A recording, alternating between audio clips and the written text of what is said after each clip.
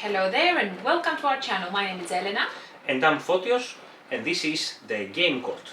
Today we're going to present you our top 30 games that we like playing together the most, and it's our preferred games that we normally go for throughout our gaming history. But because it's going to be quite a long video, we'll split them into 3 different videos, and today we're going to present you 30 to 21. Yeah.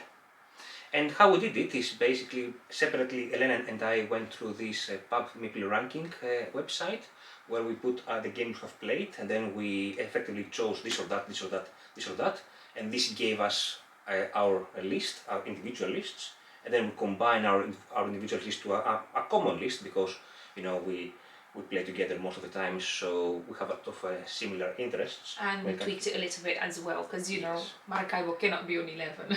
Yeah, we massage it a little bit. That's a spoiler, don't say spoilers. Oops. Right, so yes, today we're going to present you from 30 to 21, and let's start with number 30. Shall we? Yes. Give it a go. So on our top 30 is Pandemic Legacy Season 1. This is a game that we played actually throughout the pandemic. Believe it or not, it just happened for us to actually play it during the pandemic. And it's a cooperative game, 1 to 4. It's a campaign game, and it takes you along throughout all this year of pandemic where you're trying to battle the viruses and defeat the pandemic, which was kind of entertaining during the pandemic. It's a very good game. Yes, it's one of the first games we played, basically, and one thing that excites us, I think, is the fact that the rules change over the game, over the course of the game, over the course of the campaign, and you put stickers here and there, you tear apart cards, so it was a bit hard in the beginning to just take a card, to destroy a card. It's like, oh, how could you? Exactly. But it gave us a very good gaming experience, and it was, I think, one of the first one of the first 10 games in our collection. Basically. Yeah, definitely. It was definitely our first campaign game, and it's very close to our heart, and that's why it's 30. 30. Number 30, Pandemic Legacy Season 1. Our number 29 is Great Western Trail, and here we have the second edition. It's a game designed by Alexander Pfister and plays 1 to 4. It's basically a rondel game, so you go around the circle of the Caribbean circle 4 times within the game, and it also has some light campaign element, but we don't really bother about this so much. I think that the game doesn't really focus on that, does it? I said Caribbean, right? Why is it There's no Caribbean. I have in my mind. Maracaibo. I have in mind Maracaibo for some reason. Okay, yes, this is not Caribbean. This of course takes place in the US. I don't know, I have Maracaibo for some. Oh well. So you have your cowboys, and you go around in the rondel again. So you collect cows in terms of cards. Yeah. You have some deck building there, and then at the end of the rondel you sell the cows as far as possible. And you get yourself more popular within the cities. Wherever you sell, there's a track at the top that lets you become more popular. The more popular you become, the more points you get at the end, the more cows you sell, obviously. And you can also upgrade, you can build city tiles, city buildings basically, so you can take more powerful actions throughout the game. There are also some hazards and stuff like that. It's a very interesting game. We haven't played it so much, but we quite like it. It's a strong game, yeah, it's a strong game for us. So it's our top 29, Great Western Trail. And at number 28, obviously, it has to be a part of Gloomhaven. It's the Jaws of the Lion for us. Another campaign game that plays 1, 2, 4. Very popular, everybody knows about it. We said we're going to give it a try, and we like it. So it stayed in our collection. We've not finished it yet. We have 2 or 3 scenarios to finish. I'm playing as Hatchet, Elena plays as Red Guard. It's the 2 of us that we're playing the campaign. It's a very nice game with very nice storyline. Very nice storyline, and you have this unique action selection. So in your turn you select 2 cards, and you have to pick the top 1 card and the bottom of the other card, and usually it's attack one action and moving the other action usually. Dungeon crawling, basically the feeling, but with less luck than Ameritrash games, with not so much of die rolling and stuff like that. It's a very solid game. I personally also started the campaign of the big brother of Just the Lion, the big Gloomhaven, with a couple of my friends. Elena hasn't experienced that yet. Yeah, it was a pass for me because I think this one is complex enough and it gives me enough satisfaction for the cooperative game. I think it's more than enough for me, so I gave a big Gloomhaven a pass. One thing I like about this game is how you level up your character as well. Yes. And then you make it stronger, you buy more cards, you get better cards, level up cards, and more items and this kind of stuff. Yeah, they give you little perks that you can, you know, during your fights against the bads. Sorry, you can. I don't understand. Oh, that was Google. Our Google Assistant, yes. It gives you a bit more perks so you can fight against the evil. So that's our top 28. Gloomhaven. Jaws of the Lion. Gloomhaven, Jaws of the Lion. So our 27 is Viscounts of the West Kingdom. One of the many games that we like from Sam Phillips and Garfield Games. In this game you have several mechanics, I would say here. You have a bit of worker placement, you have a bit of area influence in the castle. You have a bit of rondelle as well, because you just get going in a circle, don't you? You have a bit of deck building as well, and it has a little bit of everything, really. Yeah. Yes. I don't know how to best describe this game. You also build some buildings, and you know it also has some set collection with the manuscripts and stuff like that.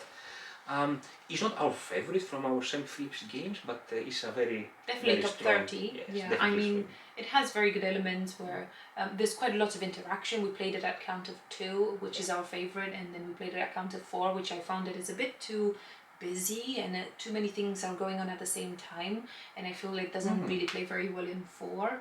For us at least, but in 2 I think is a very good experience, and you go to the castles and you put your little people in there, and then they will do some extra actions for you, or you can go with the church and then you will build some more tiles from there, and that can give you, so there are many things that score in this game that can give you enough satisfaction though. But you as a knight, you travel around and you collect your stuff, or you can actually build little houses, build your little buildings that will give you obviously better perks, and you can either go with the castle or you can go with the church, and whichever you build more gives you more points. Yes, and the game ending condition is quite interesting as well. So there are death cards and how are the other ones called? The reward ones. You can find out, I guess. Maybe you can tell us how they're called, because we cannot remember at the moment. They're virtue cards, isn't not it? virtue cards, virtue markers. Oh my. Anyway, there are the good cards and the bad cards that you get if you do something good or if you do something bad, obviously. Yes, and if the game ends with one condition, then the other one will score, so which makes it also very interesting. So yeah, that's Viscounts of the West Kingdom, our number 27. Number 26 is one of my favorite games, and I'm really sorry that it's number 26, but it's such a beautiful game. It's such a pretty art, and whatever you need to call it. It's Everdell, plays 1 to 4. It's a tableau building game, where you're either a little foxy or a little animal, and they're all very cute animals and very cute characters in there, and they all do little different things. You can build build an engine to some extent. And a bit of worker placement as well. It's a slight extent of worker placement, which gives you your main actions, but you have so many other different actions that cascade from your tableau. It's a very wholesome game. I like it very much. And usually with Elena we don't really go for expansions unless we have played the game several times, and in this case we have bought the Spirecrest expansion. This is what attracts us more, and this effectively adds another module at the bottom of the board with a rabbit and a little bit more with complexity. Yes, a little bit more complexity in the game. Very pretty game. If you manage to build it up properly, you can have your critters for free basically, because you can match a critter to a building and so on and so forth. Very pretty game. Again, we have enjoyed this game quite a lot. Not so much these days, I would say, and I don't know why is that. Maybe we should get back to it soon. But yeah. All in all, a very good game. The only problem we had with this game is the deck is absolutely ginormous. It's so hard to go through the whole deck. So we managed to find a little bit of a house rule thing that Yes. we normally use for the deck. We split it in different in two Yes. decks, and then we use them differently, like for 1 season, for 2 seasons, and then for the other 2 seasons. The expansion is very good, and I feel it adds a different dimension to the game, but it doesn't change the base game, which is what I like in particularly I like in an expansion. I don't like it when it changes the game completely, and you're not actually enjoying the same game. But all in all, Everdell, amazing game. Because the expansion basically adds some elements when you change between seasons. So this is when you have to think about the expansion, which is also a good point, and also the 2-deck variant that you mentioned. You can find it on a Board Game Geek website. It's a very nice variant if you're playing Everdell with just 2 people. It lets you go through the cards so much faster, and then you can build your tableau better. So that's Everdell, our number 26. Our number 25 is London. That's the 2nd edition, and it's a game designed by Martin Wallace. It's the feel of the game is industry manufacturing basically, and you are trying to build your city, and then you run your city. And it's a bit of hand management, a bit of drafting also, because there's a common board where the discard cards are going, and you can pick up from there as well. There are some dead elements, and there are some, how's called, the black cubes. That's a dead. That's a dead? Okay. Is it? There's a lot of dead. Yeah. It's technically what you're doing is you build a lot of buildings, and you're trying to collect money from all these buildings that you're building, and you get debt. Obviously, some buildings give you debt. So what you do is you're trying to mitigate some of the debt that you get, and obviously have the most money. I think at the end it scores the difference in between the smallest number of debt and the biggest number of debt. So whomever has the smallest and the biggest, the difference, that's the minus points that you get at the end. I think it's called poverty, I want to Poverty. say. Poverty. That's what it is, yeah. It's called poverty, yes. Debt is something else, you can get debt as well. Yes, that's correct. a bit pricey. But it doesn't matter if I have 20 and Elena has 20, but if I have 20 and Elena has 30, Elena will score for the 10 difference. Yeah. Very interesting game. Yes, art is very nice as well. It's a very nice art. Very nice art. And if you're from the UK, you can sometimes find this very cheap in some popular websites. It's a game that we recommend. It's a hard game to play with new players, I would say, because it requires some understanding of the cards. Yeah. I would say. Yeah, I think first-handedly is not impressive game, but the more you know the cards, like every tableau building really, you can do combinations. The better you play the game. But it's all in all a very nice game. So that's London, our number 25. Number 24 is Arkwright, the card game. This is a 1 to 4 player, 100-minute plus 14 game. I'm not sure how we stumbled across this game, but it's a game that it's still in our collection after we played it a few times. It's a game where you are Arkwright, and Arkwright is an industrialist from the UK. I want to say Manchester, northern side. And what you're doing is you're building your industries, and you have 4 different industries. You can build cutlery, you have clothes, bread and breath. I don't know how you sell that, but I mean, like you can imagine. You can sell bread. And what else do you sell? Oh well. I don't remember the 4th one, but never mind. The idea is you sell according to what the market wants. You obviously set the market as well, and then you can buy your dividends. You can buy not your dividends. You can buy your shares. Yes. The more you invest in your shares, the more money you get at the end. I think the end condition, the end game scoring is your the multiplication of shares multiplied shares, by value of the shares, basically. Yeah, you can increase your value of your shares by whatever you do on the board. You have some little perks on your board there that you can increase your. You can either get some of the shares that you can get at a half a price. I think you can do a few of those. You can increase your warehouse space. You can do some stuff like that. So you can ultimately buy and sell and modify the market. Yes. So and you can get more profit. You can set the appeal of your product. You can improve your manufacturing by replacing employees with machines. Machinery, yeah. You can have a warehouse. You can store excess production, which you can later abroad, ship. Yeah. So you can export abroad. Yeah. So it is overall, it's a very interesting simulation game, economic simulation game. And of course there is the bigger brother of this game that's called Arkwright, who have never played Arkwright. I would really like to experience at some point. But even in this small form and plays only below 2 hours, with 2 players I would say it's closer to It's an even hour. faster, yeah. Basically, it's a very satisfying game. It gives you a nice feeling of economic simulation. So that's our 24. Yeah, 24? 25th? 25th. 25th. Oh. Our 24th. 24? 24th. Arkwright, the card game. Our number 23 is Targi, and Sorry, I cannot help but laugh because this game is the death of me every time we play it. well, I love this game. It's a 2-player only game from Cosmos, and it's designed by Andreas Steiger. By the way, he has designed only this game, and it's a pretty solid, good game. It's 2-player worker placement with a very unique worker placement mechanic where where you place your workers. Also, the interaction you see, intersection of the placement is also what matters. And there's a lot of take that and a lot of blocking between the 2 players. Very nice game. So you collect resources and then you buy these locations. So yeah, you buy like different like buildings, but they're not really buildings. They're like oasis, and you can buy Targi and stuff like that. Yes. You need to make ultimately a tableau A of tableau. 5 times 3. 3 times 4. 3 times 4. Yes. 3 times 4. Yes. And you go over 12 rounds. You may stumble across some robbers that you might steal some of your goods, and so on and so forth. It's a very, very tight game, but for me it's very satisfying It's every like time. literally like take that 101.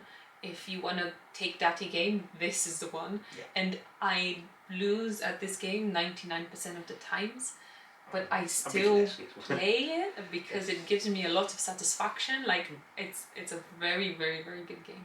There's also an expansion for this game, Targi, I think the expansion called, which is an interesting expansion. It has a few more elements in the game, especially if you are stuck with a worker placement. It adds some dimension there. We don't own it, but I have played one time, and it's not bad actually. But even as a base game, Targi is a very, very, very strong game. Yeah. Sure. To help you with that, I need your permission to allow assistant personal results on this device. Yes. You can change this in assistant settings. And Stop now.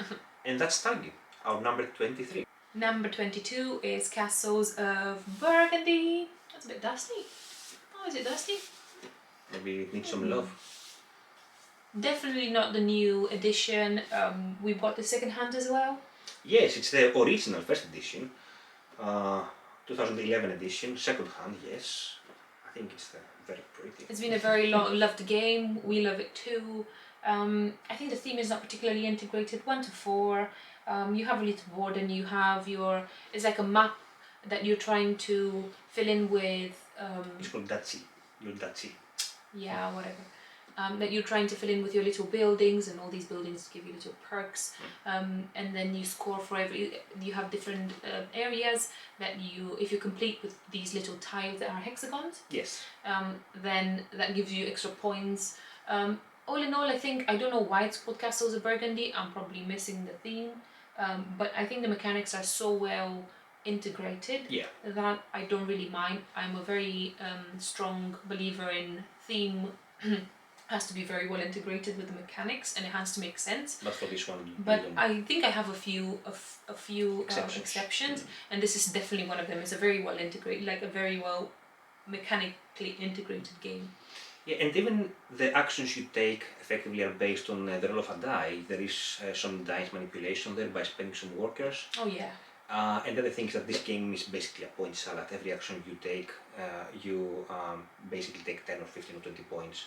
Yeah, it's not unusual that a score will go about 200 points or something like that. Yeah. It's a very nice game, very solid game, and it's also very good for 2 players only. That's Castles of Burgundy, our number 22. So, our number 21 is 7 Wonders Duel. Again, a game only for 2 players.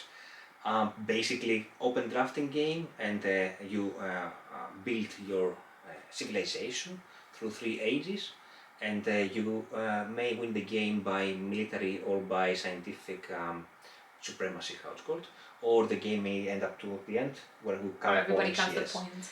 It's a very interesting game. You have 4 wonders that you have to construct. Tug of and war. It's a bit of tug of war in the military Yeah, take aspect. that. Yes, correct. A bit of yes. Very, very, very solid design. Definitely for us much better than the 7 Wonders, the big box. Even if the 7 Wonders, the big box, is also very interesting, and if you want to play with 5 or 6 players, it might be the only option. But for 2 players, this is pretty very strong. Like, it's been one of our first games that we have played continuously throughout the years. Yes.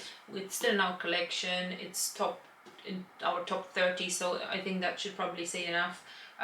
If you want, you can watch our video of the playthrough that we did earlier.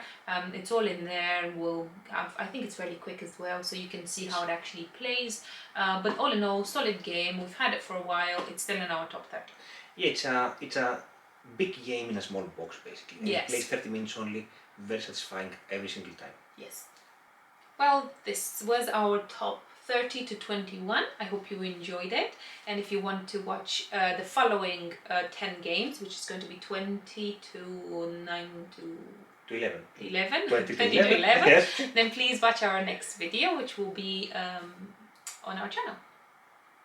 Thank you so much for watching. I'm Fotios. I'm Elena. See you next time. Bye.